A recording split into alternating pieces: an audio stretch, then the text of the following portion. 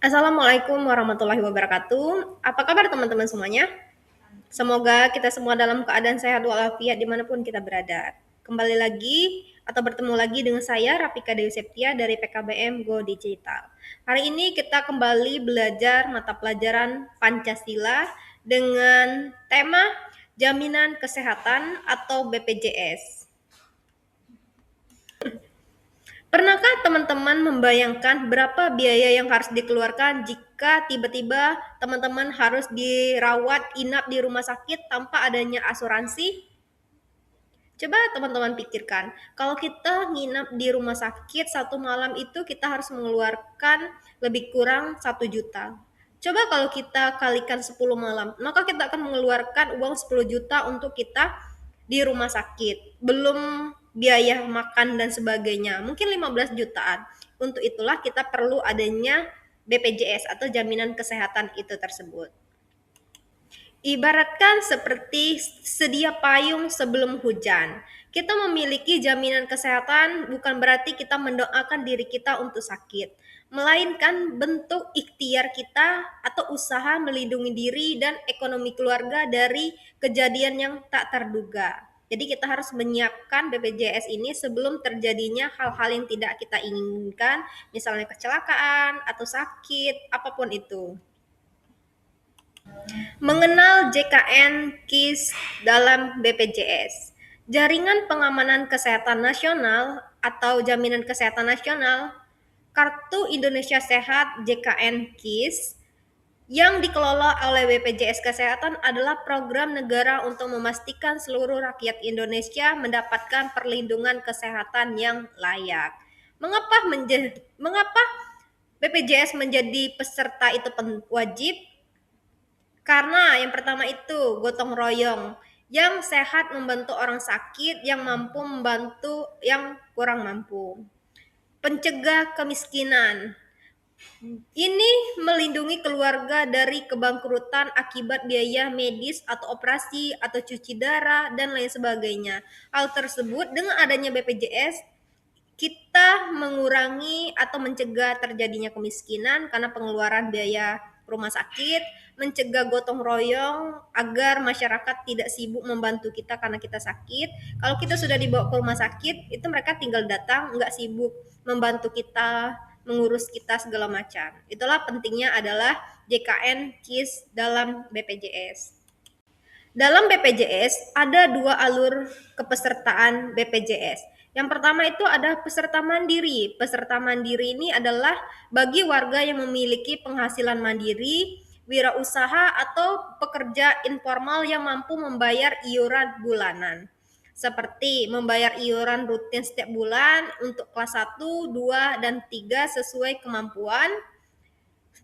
Satu keluarga dalam satu kakak wajib didaftarkan seluruhnya. Jika menunggak, status kartu akan nonaktif sementara. Untuk itulah kita kalau sudah menjadi anggota BPJS Mandiri itu maka harus dibayar tiap bulannya, jangan sampai menunggak. Kalau menunggak maka statusnya akan nonaktif. Yang kedua adalah penerima bantuan iuran. Penerima bantuan iuran ini adalah khusus bagi masyarakat fakir miskin dan orang tidak mampu yang iurannya dibayarkan langsung oleh pemerintah pusat ataupun daerah. Nah, mengapa hal tersebut gratis? Karena warga tidak perlu membayar iuran bulanan sama sekali. Yang kedua, mendapatkan layanan perawatan kelas 3 kalau untuk bantuan yang gratis dari pemerintah. Yang selanjutnya wajib didaftarkan di DTKS data terpadu kesehatan sosial dari Kementerian Sosial. Itulah 2 alur kepesertaan BPJS. Saat kita sakit, kita jangan langsung ke rumah sakit, kita mulai dari Paskes tingkat 1 untuk BPJS Mandiri. Nah, banyak warga yang mengeluh BPJS-nya tidak bisa dipakai di rumah sakit. Kenyataannya BPJS menggunakan sistem rujukan berjenjang. Saat Anda sakit bukan rawat darurat, tujuan pertama Anda wajib ke fasilitas kesehatan tingkat pertama atau FKTP yang tertera di kartu BPJS teman-teman. Contohnya misalkan di puskesmas Slebar, Kota Bengkulu, atau klinik pertama yang bekerja sama dengan BPJS, atau dokter praktik perorangan. Nah, catatannya, jika teman-teman terjadi kecelakaan dimanapun, teman-teman bisa langsung ke rumah sakit yang dekat dengan tempat kejadian teman-teman kecelakaan. Jadi tidak harus ke paskes lagi kalau terjadi kecelakaan. Bisa langsung ke rumah sakit. Hak perawatan yang setara. Jadi di BPJS itu tidak adanya diskriminasi layanan. Sering beredar mitos bahwa pasien BPJS gratis dilayani lebih lambat dan diberi obat yang lebih murah dibandingkan dengan pasien BPJS mandiri. Ini adalah mitos yang salah ya teman-teman.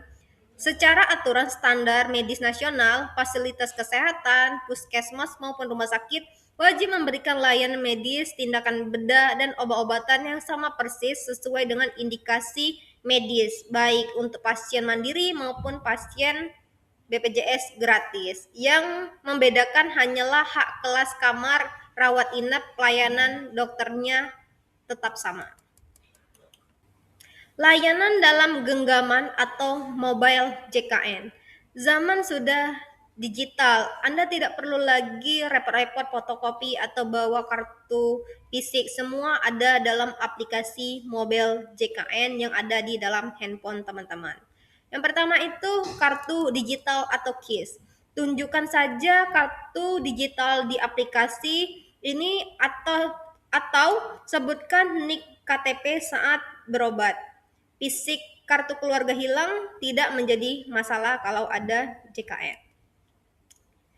Yang kedua adalah antrian online. Ambil nomor antrian puskesmas atau klinik dari rumah lewat handphone.